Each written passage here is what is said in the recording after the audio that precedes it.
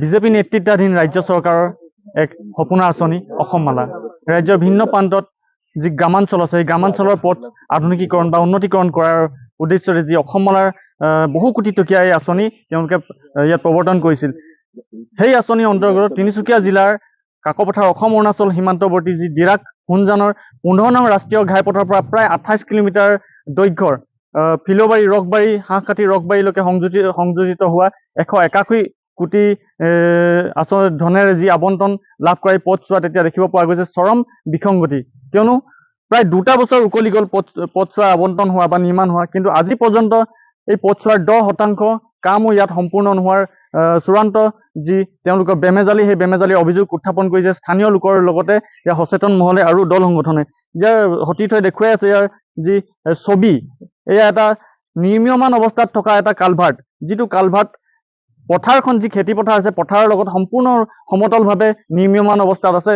যিহেতু বাৰিষা যদি আহে এই কালভাৰ্টটো কোনো ইয়াত অৰ্থ নোহোৱা হ'ব, কিয়নো কালভাৰ্টৰ ওপৰেদি ইয়াত পানী বৈ যোৱাৰ পূৰ্ণ সম্ভাৱনা আছে। আৰু যি পথছোৱা নিৰ্মাণ হৈছে, এই পথছোৱাত যি পলস বা উন্নত মানদণ্ডৰ ইয়াত সামগ্ৰী ব্যৱহাৰ কৰিব লাগিছিল, তেনেধৰণৰ কোনো সামগ্ৰী ব্যৱহাৰ নকৰাৰ ইয়াৰ অভিযোগ উত্থাপন হৈছে। ইয়াত স্পষ্ট হৈ আছে ইয়াত মাটি ব্যৱহাৰ কৰিছে, আৰু বহু অংশত যি মাটি তেওঁলোকে ইয়াত পেলাইছে সেই মাটি গাঁত হৈ যোৱা বা সোমাই যোৱা ইয়াত যি স্পষ্ট ছবিত দেখিবলৈ পোৱা গৈছে। স্থানীয় এগৰাকী সচেতন যুৱক আছে, যি ছাত্ৰ মুক্তি সংগ্ৰাম সমিতি তিনিচুকীয়া জিলাৰ তেওঁ সভাপতি উমানন্দ মুদৈ মৰাণ আমাৰ লগত উপস্থিত আছে, যি তেওঁ স্থানীয় ৰাইজৰ বাবে বিভিন্ন সময়ত মাত মাতি আহিছে। এই পথছোৱাৰ ক্ষেত্ৰত কেনেধৰণৰ মন্তব্য আগবঢ়াব? চাওক, প্ৰথম কথাটো হৈছে আপোনালোকৰ NK TV মজিয়াৰ জৰিয়তে আপোনালোকৰ সহযোগিতাবিলাকৰ কাৰণে ধন্যবাদ জ্ঞাপন কৰিছোঁ যে আমি দীঘলীয়া সময় ধৰি প্ৰায় 2023 ছেপ্টেম্বৰৰ পৰা অসম মালা ক্ষতিপূৰণৰ পইচা এটা লাগে বুলি আন্দোলন কৰি আছিলোঁ, আৰু সেই আন্দোলনটো প্ৰায় 80 পৰা 85% সম্পূৰ্ণ হৈছে। এতিয়া 100-150 ঘৰমান মানুহে পাব লগা আছেগৈ, আৰু সেইখিনিও সোনকালে পাওক। এই কথা বতৰাবিলাক আপোনালোকৰ NK TVত সবিস্তাৰে বাজক। তাৰ সেই দাবী পত্ৰখনত দ্বিতীয় দাবীটো আমাৰ আছিলে যে এই অসম মালাৰ যিটো পথ 28 কিলোমিটাৰ, এই পথটোত যাতে যি ধৰণে প্লেন এষ্টিমেট আছে সেই ধৰণে বনাব লাগিব আমি কৈ আছিলোঁ। কিন্তু আমি দেখিবলৈ পাইছোঁ এতিয়া তেওঁলোকে যি ধৰণে বনাব লাগিছিলে সেই ধৰণে বনোৱা হোৱা নাই। ইয়াতে দেখিছে পিছফালৰ যিটো কালভাৰ্টৰ যিটো ওখ হ'ব লাগে সেই ধৰণে হোৱা নাই। ইয়াতে যিটো খাল আছিলে, এইটো আগতে এটা পথাৰ খাল বোকাময় এটুকুৰা ঠাই গেলেকী, এই গেলেকী ঠাইটুকুৰাত এই বোকাখিনি প্ৰথমতে আঁতৰাই লৈ তাতে তেওঁলোকে ৰুলিঙৰ ব্যৱস্থাটো কৰিব লাগিছিলে। ৰুলিঙৰ ব্যৱস্থাটো কৰাৰ পিছত তেওঁলোকে ইয়াতে পলস মাটিৰ ব্যৱস্থা কৰিব লাগিছিলে। তেওঁলোকে এতিয়া কৰিছে কি, ইয়াত কোনো ধৰণৰ বোকা গেলেকী আঁতৰাই লোৱা নাই, ইয়াতে কোনো ধৰণৰ ৰুলিঙৰ ব্যৱস্থা কৰি লোৱা নাই। ইয়াতে ডাইৰেক্ট মাটি ঢালি দিছে, আৰু ইয়াৰ ওপৰত শিল পেলাবৰ কাৰণে তেওঁলোকে অলৰেডি সাজু হৈ উঠিছে। এতিয়া আমাৰ কথাটো হৈছে এই ধৰণে ৰাস্তা বনাই বুঢ়ীডিঙবাহীক জ্বলা কোলা খুৱাম বুলি এই যিজন BIPLৰ এতিয়া যিজন চলাই আছে পাপু শৰ্মা নে বিজয় শৰ্মা, ই গোটেই DC ওচৰত শপত খাই আহিছে নেকি? যিজন যে স্বপ্নিল পাল বুলি পিনে যে এজন যে DC আছে, এই পাল বুলি কোৱা DCটোৰ ওচৰত আপুনি শপত খাই আহিছে নেকি?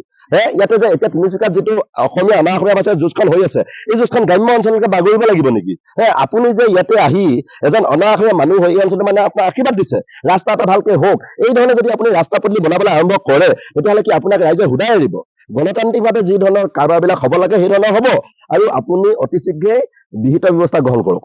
আপোনাৰ যিজন ইঞ্জিনিয়াৰে ইয়াতে লাগিছে তেওঁক ধমকি দিয়ক, আৰু কওক যে ইয়াতে প্ৰথমতে এই মাটিখিনি আঁতৰাই ৰুলিঙৰ ব্যৱস্থা কৰক, পলস পেলোৱাৰ ব্যৱস্থা কৰক, তাৰপিছত মাটি বা তাৰপিছত বাকী শিল এই কথা বতৰাবিলাক কৰিব লাগে। সেইখিনিকে যদি নকৰি আপুনি যদি মৈমতিলে কামটো চলাম বুলি ভাবিছে, আমি দীঘলীয়া সময় ধৰি অসম মালা যিটো ৰাস্তাৰ পইচা পাব লাগে বুলি আন্দোলনটো আছিলে, এই আন্দোলন এতিয়া ৰাস্তাটো ভালকে বনাব লাগে বুলি আন্দোলন হ'ব। আৰু এই আন্দোলনটো আপুনি নাভাবিব যে ৰাজপথ ঘেৰাও কৰি আমি আন্দোলন কৰিম, আপুনি নাভাবিব যে DC অফিচত গৈ হুলস্থুল কৰিম, আপুনি নাভাবিব যে চাৰ্কুল অফিচ বা থানাৰ সন্মুখত গৈ আন্দোলন কৰিম।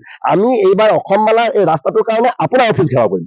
আপোনাৰ অফিচ ঘেৰাও কৰি যেতিয়া আমি আমাৰ মানুহ ওলাই যাব নহয়, তেতিয়া আপুনি আপোনাৰ পুলিচ প্ৰশাসনে মোতায়েন কৰি আপুনি পাৰ নাপাব, বীৰ দি বাদ নাপাব। এই কথা বতৰাবিলাক ৰাইজে আমাক ক'বলৈ দিছে, আৰু আমি কৈছোঁ কেৱল ৰাইজৰ কথা বতৰাবিলাক বুজি পোৱা সংগঠন কৰি থকা এটা সচেতন ল'ৰা হিচাপে এই কথা বতৰাবিলাক এতিয়াই বুজি লৈ ৰাস্তা পদূলিবিলাক বনোৱাৰ ক্ষেত্ৰত যদি ঠিক নকৰে, ইয়াতে যদি পলসৰ ঠাইত পলস নেপেলায়, পলসৰ ঠাইত যদি মাটি পেলাবৰ কাৰণে আপুনি কাম কাজবিলাক আগবঢ়াই নিয়ে, তেতিয়াহ'লে কিন্তু আপুনি ৰাইজৰ লগত এঘৰি যুঁজি ল'ব লাগিব।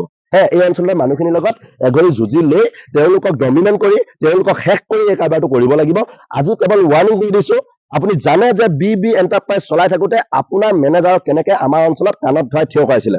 কাণত ধৰাই চাৰিআলিত যে থিয় আঁঠু কৰাই মেলি যে মাৰপিট কৰিছিলে পিটিছিলে এই কাৰবাৰবিলাক অসম মালাত পৰিৱেশটো যাতে নহওক কেতিয়া মানুহ ওলাই আহি এই কাৰবাৰবিলাক কৰিব আমিতো এই কাৰবাৰবিলাক কৰা মানুহ নহয় এই ধৰণৰ কাৰবাৰবিলাকত বিশ্বাসী মানুহ নহয় কিন্তু অঞ্চলটোৰ মানুহক আমি প্ৰতিজনক আমি বিশ্বাসত ল'ব নোৱাৰো যেতিয়া এনেধৰণৰ বদমাচি কাৰবাৰ ৰাস্তা বনোৱা কাৰবাৰবিলাক দেখিব আপুনি বি এণ্টাৰপ্ৰাইজ বনাই থাকোঁতে আগতে বি এণ্টাৰপ্ৰাইজৰ নামত ৰাস্তা বনাই থাকোঁতে যি ধৰণৰ কাণ্ডবিলাক ঘটিছিলে আপোনাৰ মেনেজাৰ আপোনাৰ মহৰি নামত এই ধৰণৰ কাৰবাৰবিলাক আপোনাৰ প্ৰজেক্ট মেনেজাৰৰ ওপৰত যেতিয়া হ'ব তেতিয়া আপুনি ভাবি ল'ব লাগিব যে হয় মই ভুল কৰিছো অতি শীঘ্ৰে ৰাস্তাটো ভালকে বনোৱাৰ ব্যৱস্থা কৰি দিব লাগে এয়া আছিল যি অসম মালাৰ ছবি যি স্থানীয় ৰাইজৰ লগতে দল সংগঠনৰ অভিযোগ যে মুখ্যমন্ত্ৰীলৈ তেওঁলোকে পোনপটীয়াকৈ আহ্বান জনাইছে এই সমগ্ৰ পথছোৱা যি ৰাজ্যৰ অসম মালা আঁচনিৰ যি পথসমূহ নিৰ্মাণ হৈছে সেই পথসমূহত তেওঁলোকে চোকা দৃষ্টি ৰাখক আৰু মুখ্যমন্ত্ৰীয়ে পোনপটীয়াকৈ হস্তক্ষেপ ৰাখি তেওঁ নিজেই পথসমূহ তদন্ত কৰিবলৈ তেওঁলোকে আহ্বান জনাইছে